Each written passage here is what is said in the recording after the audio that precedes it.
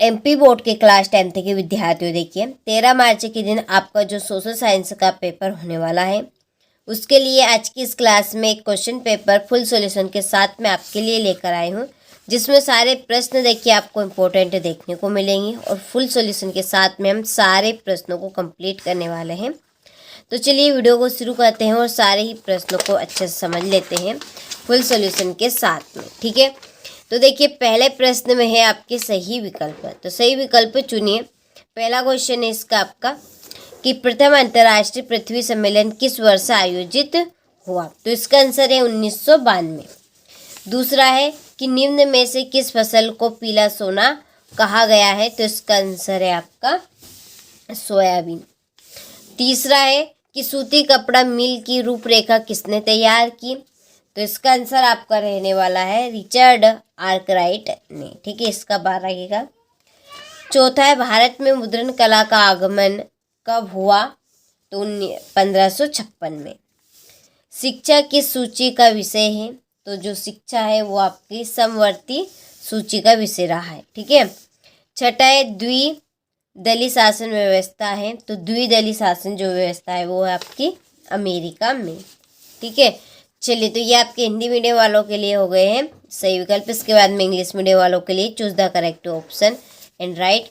तो पहले का आपका ए राइट रहने वाला है, दूसरे का बी, तीसरे का बी और चौथे का बी, पांचवे का आपका सी रहेगा और छठे का बी। ठीक है, अमेरिका, इन अमेरिका इसमें आएगा। हो गया, चलिए आगे बढ़ा अगले प्रश्न की ओर। तो देखिए अगले प्रश्न में है रिक्त स्थानों की पूर्ति कीजिए। पहला है कि भारत देश के क्षेत्रफल का लगभग खालिस्तान प्रतिशत मैदानी है, तो कितने प्रतिशत मैदानी है, तो इसका आपका आंसर रहेगा देखिए 43%। कितना, 43%। दूसरा है सरदार सरोवर बांध खालिस्तान राज्य में है, तो ये है आपका गुजरात।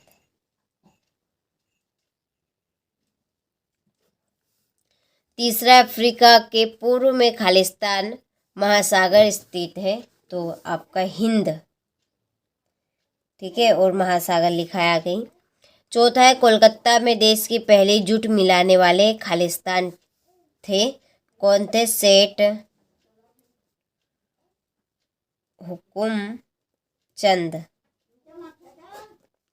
ठीक है, पांचवा राष्ट्रवाद की पहली अभिव्यक्ति संत खालिस्तान में फ्रांसीसी क्रांति के साथ हुई, तो 1789 में। और छठा है बेल्जियम खालिस्तान महाद्वीप का एक छोटा सा देश है, तो ये है आपका यूरोप। ठीक है, चलिए तो यहाँ से आप स्क्रीनशॉट ले लीजिए और अच्छे से कंप्लीट करें। इसके बाद में यहाँ से आप इंग्लिश मीडियम वाले स्क्रीनशॉट लें। देखिए मैं आपको 13 मार्च के लिए केवल मात्र 6 मॉडल पेपर दूंगी, set A B C D E और एफ तक, जिनमें आपका प्रॉपर काम होने वाला है। वास्तव में आप 75 नंबर में से 75 नंबर लाना चाहते हैं तो ये आप 6 क्लास अटेंड करें, उन 6 क्लास में आपका प्रॉपर काम हो जाएगा और आपने जितने नंबर ठानी है उतने नंबर ही आपको आ जाएंगे। ठीक है, चलिए आगे बढ़ते हैं। तो सत्य असत्य लिखिए। पहला है कि आरक्षित वनों को सर्वाधिक मूल्यवान माना जाता है, तो ये आपका सत्य है। दूसरा है पहला मुद्रण प्रेस भारत में 1556 में पुर्तगालियों द्वारा गोवा में स्थापित किया गया था, तो ये आपका सत्य है। ठीक है। तीसरा है 70 के दशक में एशियाई देशों में बेरोजगारी बढ़ने लगी, सत्य। चौथा है घरेलू हिंसा कानून अपराध है, तो ये आपका सत्य।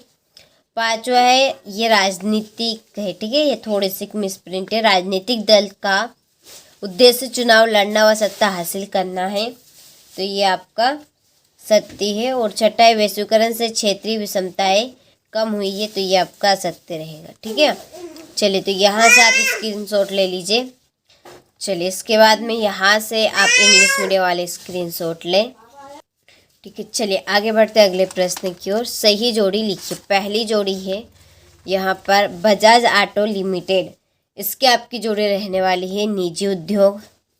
दूसरी गांधी जी का भारत आगमन कब हुआ था, 9 जनवरी 1915 में। ठीक है, ये आपकी दूसरी।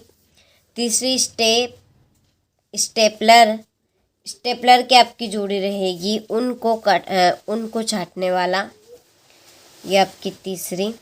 ठीक है, चौथी, श्रीलंका स्वतंत्र राष्ट्र बना, कब बना? 1948 में। सरकार का बेहतर रूप कौन सा है? लोकतांत्रिक सरकार। ठीक है, और ये आपकी संगठित क्षेत्र, कार्य के स्थान जहां रोजगार की शर्तें नियमित हैं। ठीक है, ये आपकी छठी चुन। चलिए, तो स्क्रीनशॉट आप ले लीजिए यहाँ से। हो गया। इसके बाद में ये आपके इंग्लिश मीडियम वालों के लिए। ठीक है, यहाँ पर मैंने जोड़ के आपके नंबर डाल दिए हैं, तो आप अच्छे से कंप्लीट करें।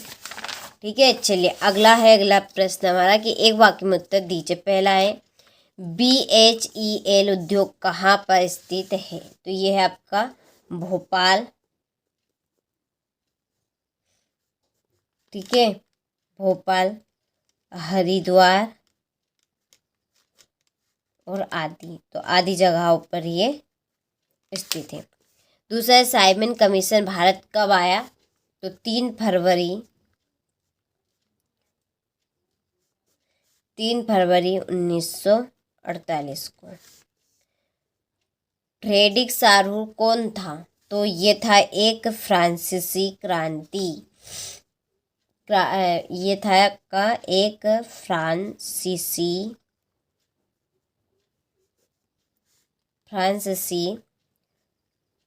कलाकार था। ठीक है, और धर्मनिरपेक्षता का क्या अर्थ है? अर्थव्यवस्था को कितने क्षेत्रों में विभाजित किया गया है? तो 3। छठा है भारत में करेंसी नोट कौन जारी करता है? तो भारतीय रिजर्व बैंक यानी कि RBI। ठीक है, तो इसका आंसर रहेगा आपका भारतीय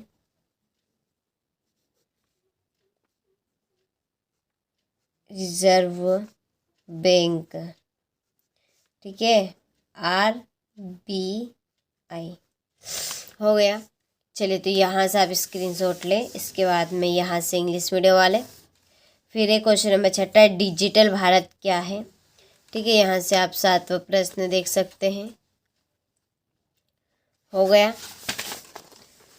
फिर ये है आपका 8वां प्रश्न, 500 साल पहले। ठीक है, कौन कौन से खाद्य पदार्थ हमारे पूर्वजों के पास नहीं थे? 9वां है 29वीं सदी के मध्य तक श्रम की बहुतायत से मजदूरों की जिंदगी कैसे प्रभावित हुई? मुद्रण की सबसे पहली तकनीक कहाँ और कैसे विकसित हुई? राजनीतिक दल से क्या आशय है? लोकतंत्र में नागरिकों की भूमिका संक्षेप में आपको बताना है। प्राथमिक क्षेत्र से आप क्या समझते हैं? ठीक है, चलिए स्क्रीनशॉट अच्छे से ले और सारे प्रश्नों कंप्लीट करें। ये आपका 14वां प्रश्न है वैश्वीकरण क्या है? बहुराष्ट्रीय कंपनियां किस प्रकार से उत्पादन पर नियंत्रण स्थापित करती है? संसाधन से क्या समझते हैं? खरीफ और रबी की फसल में अंतर? लोहा और इस्पात उद्योग को आधारभूत उद्योग क्यों कहते हैं? ठीक है, सरकार के अधिकार क्षेत्र के आधार पर वर्णों का वर्गीकरण। यहाँ से अभी तक आप एप्लीकेशन के साथ ऐड नहीं हुए हो तो डिस्क्रिप्शन में नंबर दी है, आप नंबर पर कॉल कर सकते हैं और पूरी जानकारी ले सकते हैं। कहाँ से क्या मिलेगा आपको, सब कुछ वहाँ पे मिल जाएगा। ठीक है, तो विकास के लिए ऋण की भूमिका, भारत में आधुनिक राष्ट्रवाद के उदय के 4 कारण, वायु परिवहन का महत्व बताना है। यह आपका आखिरी लास्ट प्रश्न, भारत के मानचित्र में निम्नलिखित को दर्शाइए। ठीक है, तो चलिए आपने सारे प्रश्नों का स्क्रीनशॉट ले लिया होगा। तो अगले वीडियो में मैं आपको क्वेश्चन नंबर 6 से लगाकर 23 तक का सॉल्यूशन दूंगी। अच्छे से कंप्लीट करें क्योंकि सारे प्रश्न आने के आपके पूरे चांस है। ठीक है।